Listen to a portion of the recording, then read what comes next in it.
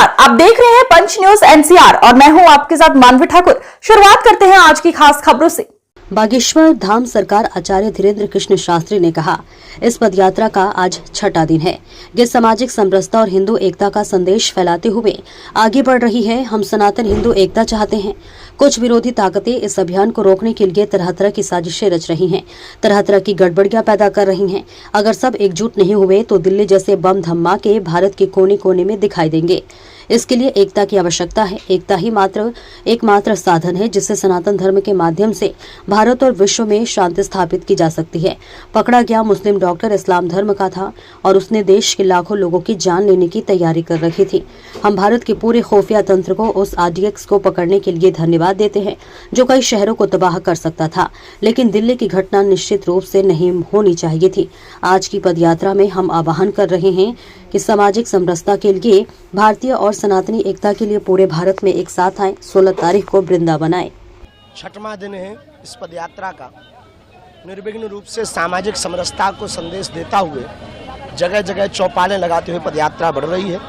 आज सराय खटोला में वंशकार परिवार जो वाद्य यंत्र के द्वारा मंगल काजों में बैंड बाजा आदि की सेवा करते हैं, उनके साथ बैठकर, साधु संतों के साथ बैठकर सड़क पर भोज किया। सामाजिक समरसता का संदेश, हिंदू एकता का संदेश दिया। हम इस देश में सनातन हिंदू एकता चाहते हैं। सनातनियों में हम भेदभाव, छुआछूत मुक्त चाहते हैं। कुछ विरोधी ताकतें इस कार्य को, इस मिशन को रोकने के लिए तरह तरह के षड्यंत्र कर रही हैं, तरह तरह के उपद्रव कर रही हैं। हमको यही जवाब देना चाहेंगे, जो भी इस पदयात्रा का विरोध कर रहा या फिर हिंदुओं को डराने के लिए तरह तरह के षड्यंत्र कर रहा, हम एक बात कह दें, हम न रुकेंगे न डरेंगे। यदि आज भारतीय एक नहीं हुआ, 150 करोड़ लोगों की 150 किलोमीटर की ये पदयात्रा है, यदि सभी एक नहीं हुए तो जो बम धमाका दिल्ली में हुआ है, ऐसा भारत के हर गली कोने में होता दिखाई देगा। इसी के लिए आवश्यकता है एकता की, यूनिटी की।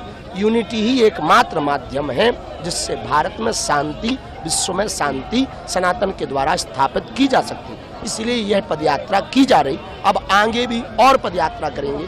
16 तारीख को लाखों सनातनी उन आतंकवादी ताकतों को, देश को तोड़ने वाली ताकतों को, देश में व्यभिचार फैलाने वाली ताकतों को, देश में दंगा करने वाली ताकतों को, जो डॉक्टर मुसलमान पकड़ा गया, इस्लाम धर्म का था, लेकिन उसने देश में करोड़ों लोगों की जान लेने की तैयारी कर रखी थी।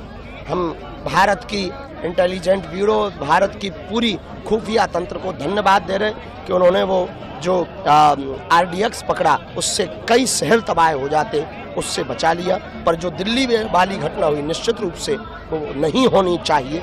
हम ऐसी आज की पदयात्रा में संपूर्ण भारत को पुनः सामाजिक समरसता के लिए, भारतीय और सनातनी एकता के लिए आह्वान कर रहे हैं कि आओ 16 तारीख को वृंदावन में, वरना हर मोहल्ले में धमाके होंगे।